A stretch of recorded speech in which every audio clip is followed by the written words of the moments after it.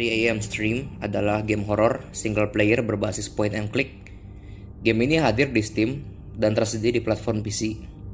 3AM Stream menggunakan visual style pixel art dengan tema dark atau gelap dan warna yang tak tersaturasi. Desain UI pada game ini terinspirasi dari estetika desktop, retro, serta tampilan grafis aplikasi live streaming. Kamera view yang digunakan pada game ini menstimulasikan interface desktop yang biasanya punya multi-window layout.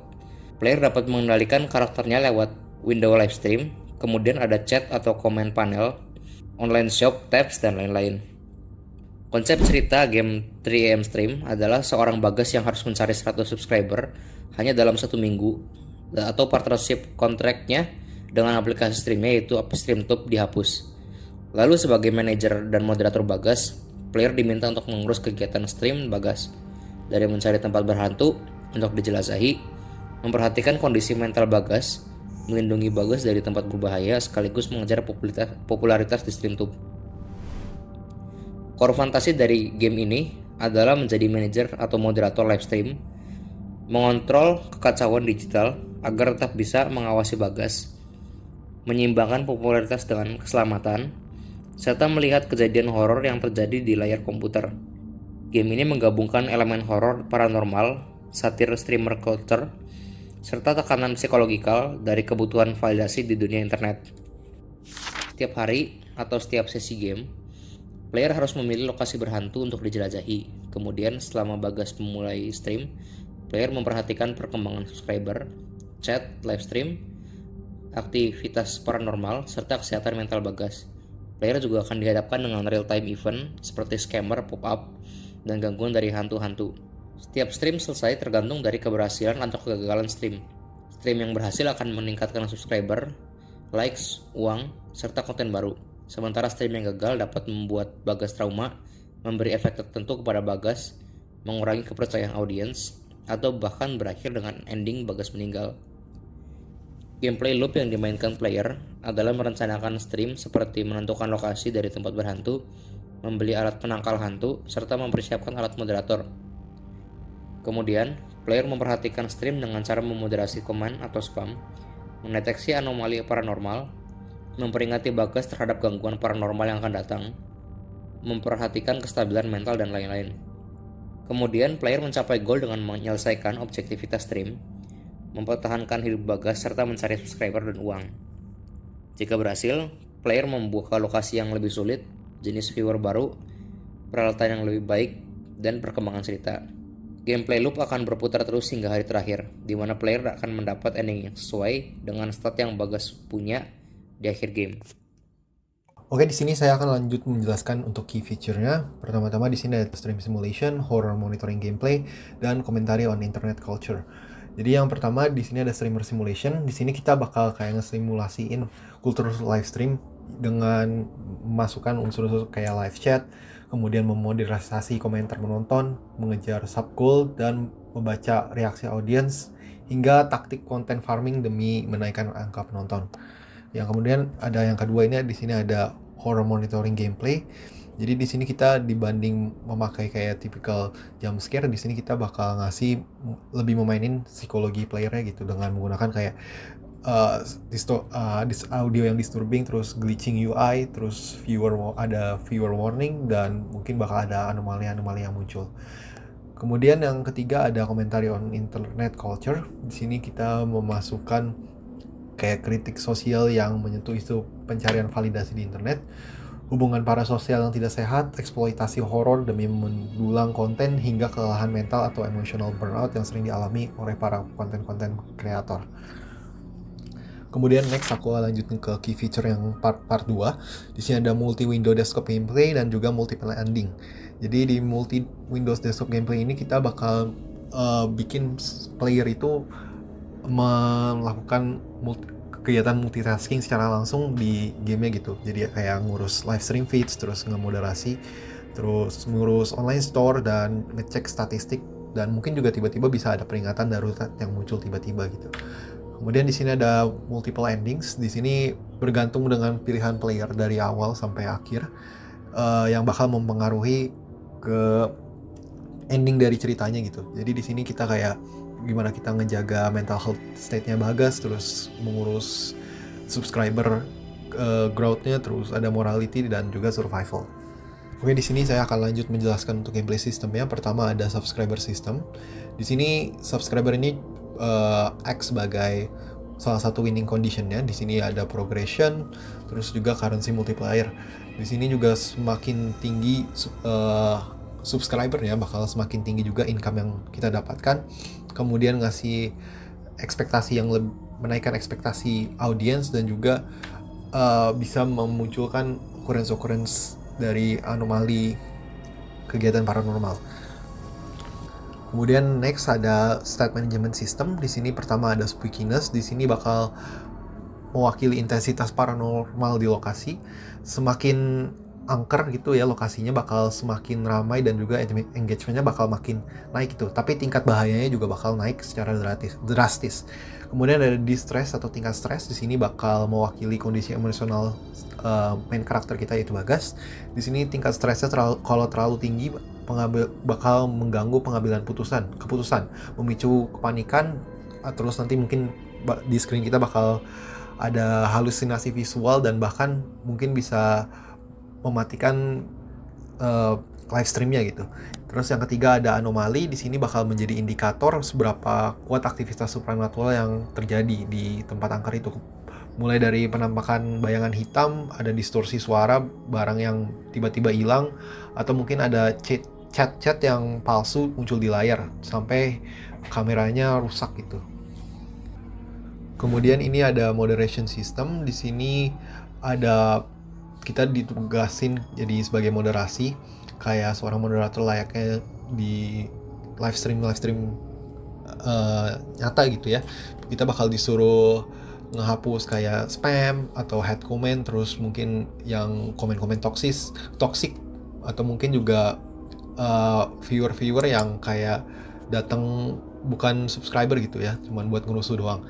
Terus ada juga beberapa komen yang mungkin bakal dikasih hidden warning atau paranormal clues, atau juga bisa jadi misinformation. Kemudian ada equipment system. Di sini bakal kita sebagai streamernya bakal bisa ngebeli item-item seperti talisman, candle, salt, kamera, spirit decorators, protective charm yang nanti bisa dipakai pas kita ngejelajah tempat-tempat angker itu. Dan semakin bagus equipment ya bakal ngasih efek yang bagus juga, kayak bisa ngurangin sanity-nya, barnya bakal berkurang lebih lambat, terus bisa munculin anomali-anomali yang langka, atau bakal bisa ngebantu melindungi Bagas sementara gitu. Yang terakhir ada time management system. Ini gamenya tuh bakal makan waktu 7 hari di in-game ya. Jadi selama 7 hari setiap harinya tuh kita harus mengejar target subscriber. Semakin tinggi risknya, semakin tinggi paranormal activity yang bakal muncul gitu, semakin agresif. Oke, di sini aku lanjutin jelasin untuk stream objektifnya. Di sini setiap streaming session itu bakal ada randomized activity dan juga location based objektif. Contoh-contohnya di sini ada kayak meditasi di dalam ruangan gelap, kemudian ngerekam paranormal activity, menggambar layout bangunan, kemudian kita disuruh bertahan sampai tengah malam. Ada juga berkomunikasi sama spirit gitu ya, terus terakhir mengambil suatu objek di suatu tempat yang angker gitu. Nah, nanti hasil streamingnya itu bakal dideterminasi dari jumlah likes, subscriber, donasi, dan juga tergantung dari narasi ceritanya saat itu. Di sini aku bakal jelasin untuk failure conditionnya. Di sini kondisi kalahnya game over kita di sini ada salah satunya ketika Bagas itu kerasukan, kemudian Bagas bisa gila karena terlalu stres, atau mungkin juga karena streamnya gagal secara finansial, atau karena ketika di hari ke-7 kita gagal ngedapetin total 100 subscriber.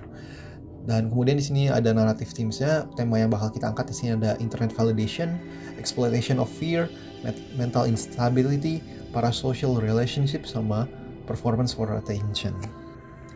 Oke, di sini aku bakal jelasin untuk art direction-nya. Di sini ada pertama-tama visual style-nya. Kita menggunakan modern HD desktop simulation UI yang terinspirasi dari streaming culture modern dan juga mengkomunikasikannya dengan retro digital aesthetic.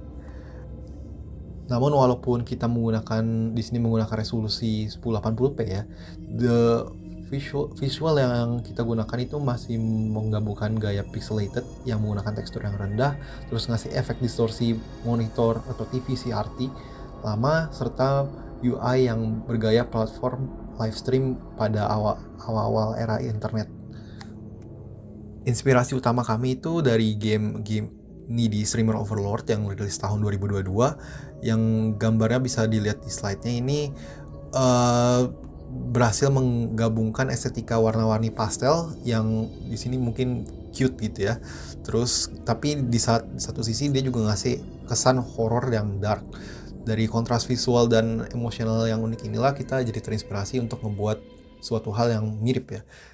Oke, jadi untuk audio direction, karena kita terinspirasi dari kegiatan live stream, pasti akan berhubungan sama kegiatan seperti itu. Misalnya ada drones, ada suara kamera, dan karena ini ada unsur horor paranormalnya, ada suara statis, suara glitch, ada sudden silence, misalnya karena mungkin tiba-tiba hantunya memproses kameranya jadi diam. Jadi segalanya untuk menambah atmosfer game supaya lebih terasa nyata. Lalu audio juga akan bertambah unstable ketika terjadi kegiatan paranormal.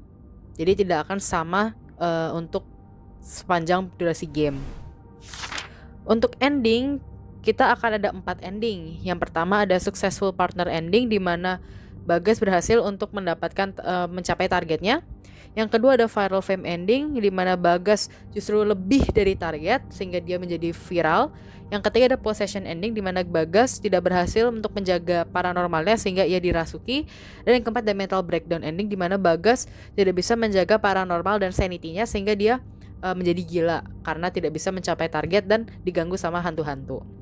Nah, untuk target audience, kami menargetkan orang-orang yang pertama suka Hindi horror games, yang kedua suka simulation game, dan yang suka dan mungkin bisa lebih relate dengan internet culture, dan yang pastinya juga kenal dengan tema-tema dan dunia streaming. Untuk aset, kami memiliki 5, ada UI asetnya, lalu ada character sprites, ada environment, dan loading screen, dan juga cutscene. Jadi untuk UI asset, kita pertama ada desktop yang terinspirasi dari desktop di tahun awal 2000-an. Lalu ada stream window, ini tuh seperti layout di software streaming, dan kita pakainya tuh nama buatan StreamTube. Bisa dilihat mirip seperti campuran YouTube dan juga Twitch, karena kita play mainnya kan di dunia live streaming. Lalu juga ada aset chat, yaitu kayak messenger, namanya WeTalk.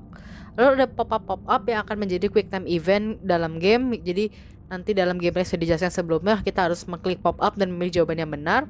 Ada subscriber atau goal tracker, di mana kita harus mencapai target yang sudah ditentukan.